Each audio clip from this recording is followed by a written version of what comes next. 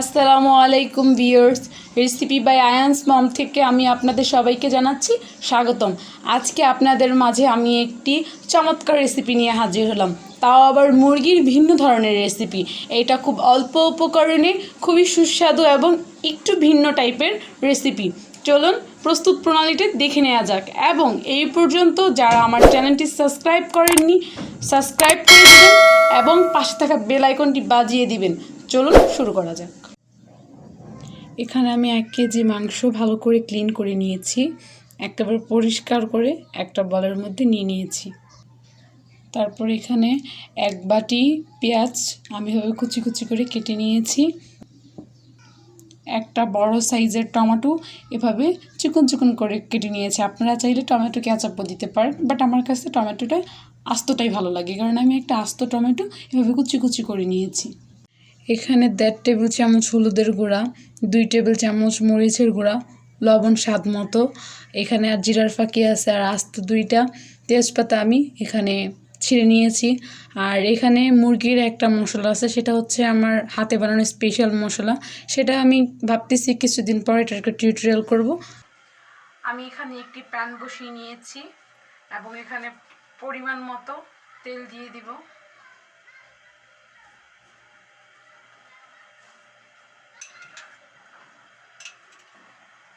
তেলটা একটু গরম হওয়া পর্যন্ত আমরা অপেক্ষা করব। যেহেতু এটা স্পেশাল মাংস রান্নার টিপস, সেই ক্ষেত্রে আমি কি করব, পেঁয়াজগুলি হালকা বেরেস্তা করে নিব। আমি দেখিয়েছিলাম আমি 1 বাটি পেঁয়াজ।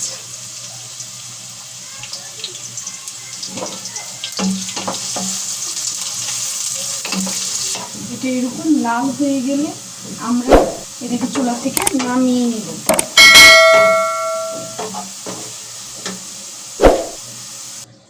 এখন এখানে 2 টেবিল চামচ আদা রসুন বাটা আমি এখানে দিয়ে দেব। আপনারা চাইলে এখানে আদা রসুন কুচিও দিতে পারেন, বাট আমি বাটাটাই দিলাম। তারপর এখানে আমি যে টমাটোটা কেটে রেখেছিলাম সেই টমাটোটা দিয়ে দিলাম। আমি আগেই বলেছি আপনারা টমাটো না দিতে চাইলে টমাটো কেচাপও দিতে পারেন।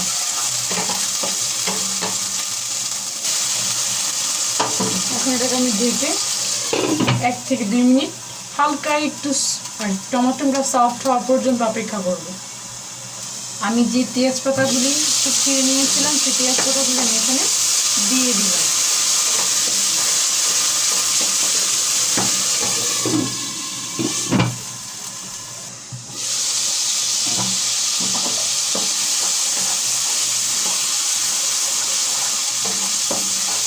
এখন এখানে আমি একটা করে সবগুলি ময় মশলা দিয়ে দিব। 1.5 চা চামচ হলুদ গুঁড়া আমি তো আগেই বলে দিয়েছি, 2 চা চামচ মরিচের গুঁড়া,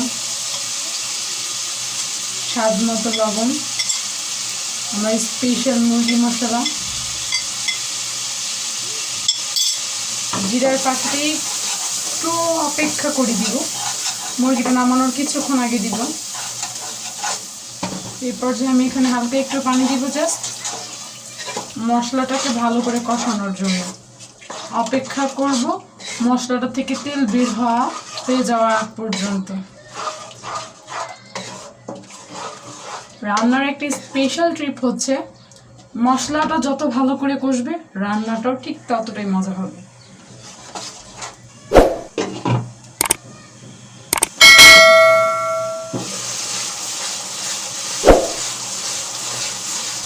তেলটা বের হয়ে আসতেছে, এখন আমি মাংসগুলো এটার মধ্যে দিয়ে দিব।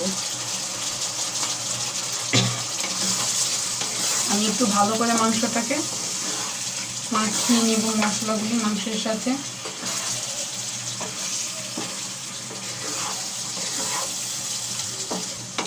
এটা আমি এখন 4 থেকে 5 মিনিট এটাকে কষাবো।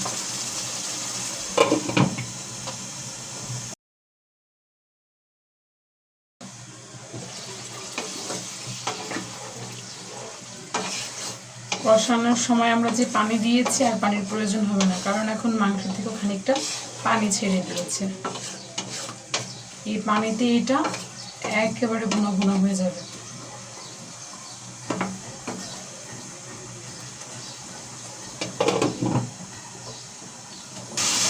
এই পর্যায়ে আমি এখানে জিরার গুঁড়াটা দিয়ে দিব।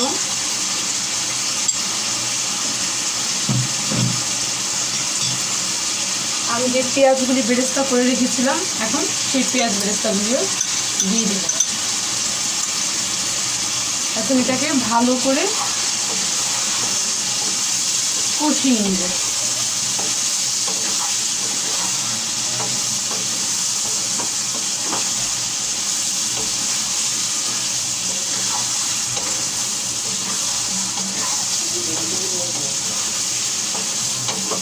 আমার মাংস অলমোস্ট ডান।